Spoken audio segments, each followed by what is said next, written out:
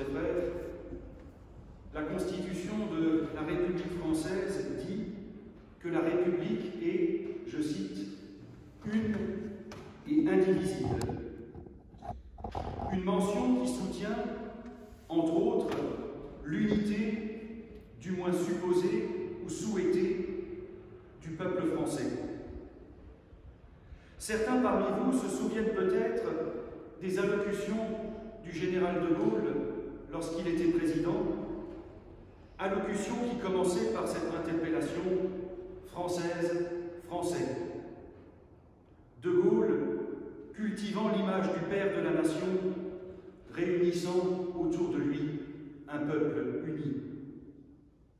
Pourtant, 60 ans plus tard, on se rend compte que cette indivisibilité relève du vœu pieux. La société française, vous le savez, n'a jamais été aussi divisée, et chaque discours qui se veut rassembleur semble diviser encore plus. Il ne semble plus émerger de figures tutélaires, comme avait pu l'être le général de Gaulle, et l'idée de peuple semble s'éloigner. Ce n'est pas pour rien que l'on assiste à une inquiétante montée des communautarismes. Alors que signifie faire peuple?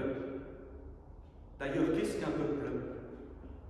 C'est le thème de ce 10e dimanche après la Trinité.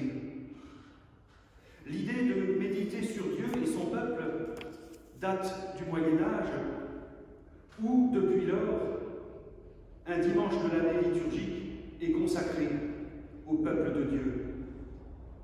Mais qui est ce peuple?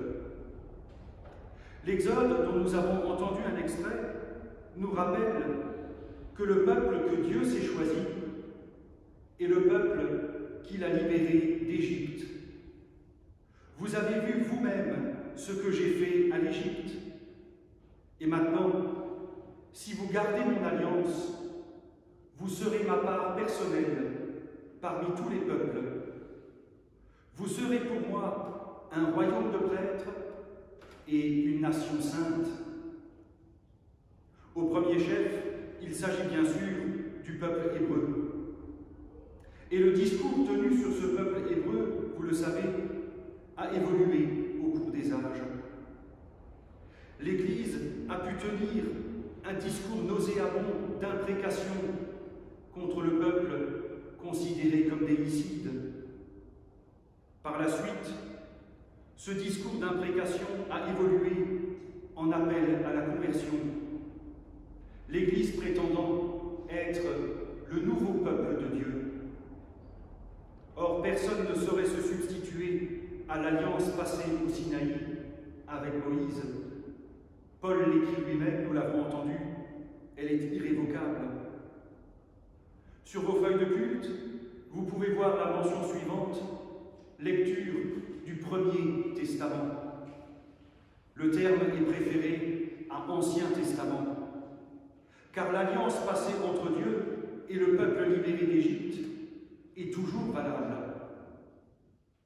Après les horreurs de l'Holocauste, ce discours sur le peuple hébreu est devenu un appel à la paix et à l'amitié, parfois rendu difficile à cause des questions politiques liées aux pratiques de l'État contemporain d'Israël. De ce fait, réfléchir à la notion de peuple est plus que jamais d'actualité. Je dirais même plus, à l'époque où chacun pense être le peuple, voire l'élu à lui tout seul, cette réflexion est primordiale. D'un point de vue purement historique, ce que la Bible appelle Israël est d'abord un ensemble épars de tribus nomades sans grand point commun les unes avec les autres, qui, le temps passant, et je vous épargne les détails, ont fini par former une nation. Mais ce n'est pas ce qui intéresse l'auteur de l'Exode. Il ne s'intéresse pas aux faits historiques, mais au sens de ce que veut dire être peuple pour Dieu, avec Dieu et devant Dieu. L'Exode commence par développer le fait que le peuple élu est un peuple libéré de l'esclavage, peuple avec qui Dieu fait alliance.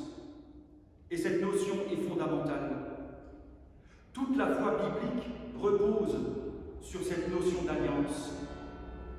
La foi qui trouve sa source dans la Bible est fondée sur le fait que Dieu fait alliance et que cette alliance est la conséquence d'une intervention de Dieu qui libère de toutes les formes d'esclavage que l'on peut connaître.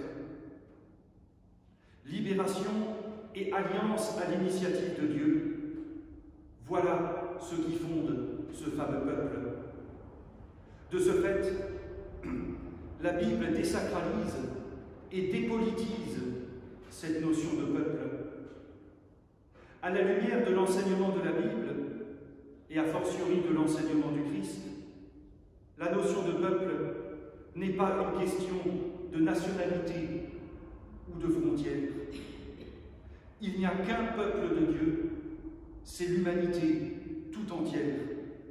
Et si la Bible insiste sur l'élection d'Israël, elle n'a jamais gommé le fait que l'alliance et le salut étaient universels.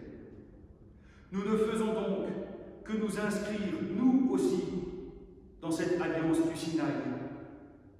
Parce que tous, qui que nous soyons, à chaque époque, nous avons besoin de libération et d'alliance. Cette libération de l'Égypte est le leitmotiv de tout le Premier Testament, qui martèle que Dieu est un Dieu qui libère. En hébreu, le mot Égypte veut aussi dire angoisse. Et un commentaire raconte que chaque personne, à chaque génération, doit se considérer comme ayant été elle-même libérée de l'Égypte, du pays de ses angoisses. De la même manière, la notion d'alliance est fondamentale pour décrire la relation de Dieu à son peuple. Dieu n'est pas indifférent au sort de la terre. Il fait le choix de l'alliance qui induit une collaboration entre Dieu et l'humain. Et l'humain en général, pas un peuple en particulier. Ce qui nous est dit aujourd'hui, c'est que cette notion de peuple, a fortiori indivisible, que l'on regrette et qu'on cherche désespérément à définir ou à reconstruire, n'est pas une notion politique ou nationaliste. Je le répète, il n'y a qu'un peuple de Dieu, c'est l'humanité entière, à l'exemple de Jésus-Christ, qui devant Dieu représente tout homme et tout l'homme. Nous confessons ainsi qu'il n'y a qu'une humanité créée à l'image de Dieu, dont nous sommes membres et que nous sommes appelés à faire grandir et progresser. Interrogés sur notre façon d'être peuple, il nous est révélé ce matin que dans, avec et à travers Jésus-Christ, nous ne pouvons être peuple qu'avec l'humanité entière, unie dans un destin commun. Cette humanité aimée et sauvée par Dieu, humanité en route, invitée à collaborer pour construire un monde plus juste, plus fraternel, plus écologique, et plus pacifique. Pour cela, il faudra peut-être bien des déplacements et des traversées de désert. Il faudra renoncer à bien des idoles, mais c'est là toute la mission de l'Église, dénoncer les idoles et attester du pouvoir créateur et libérateur de Dieu. Mais à ce prix, nous deviendrons une humanité libérée du mal, du nihilisme, des idéologies et du non-être, pour devenir un peuple de prêtres et une nation sainte.